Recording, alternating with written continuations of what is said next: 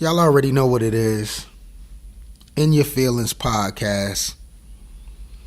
For some odd reason, I just consistently just keep going and going and going with this thing. Shout out to Jesse, my director, producer, always helping me out, putting things together. If there was no him, there'd be no me. But today's episode is about broke men. So this is for you, ladies. This is for you.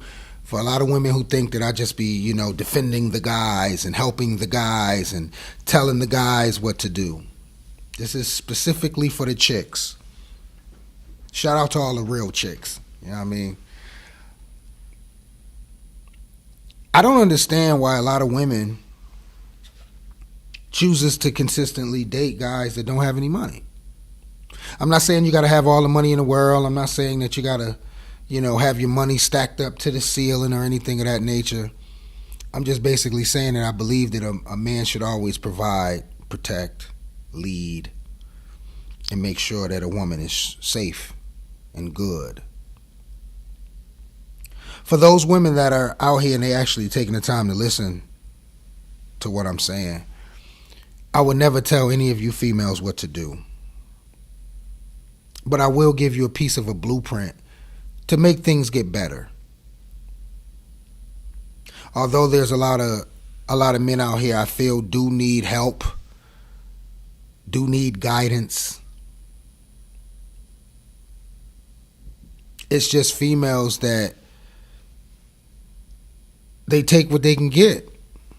And I'm here to tell you, ladies, right now, you do not have to take what you can get.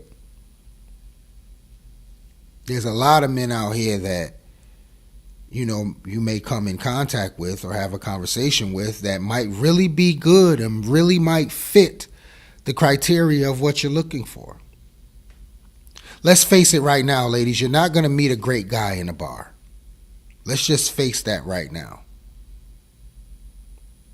At the end of the day, no one knows where to meet a great guy. Females, y'all just don't know,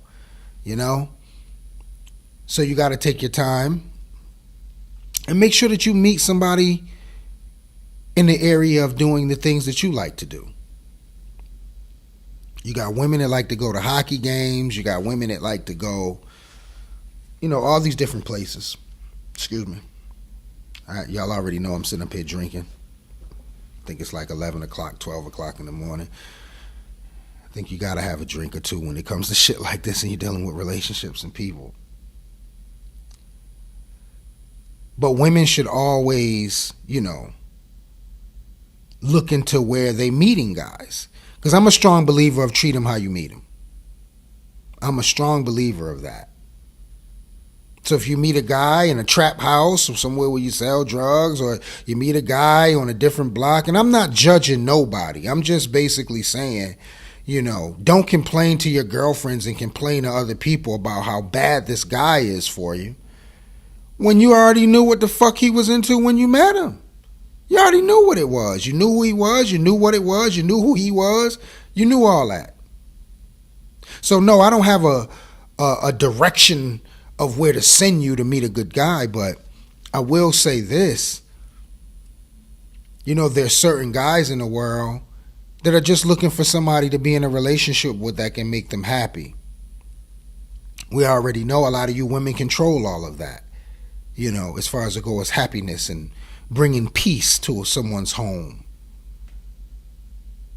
You women need to just evaluate certain things on where you meet someone, how you meet them, how they talk to you, how they treat you.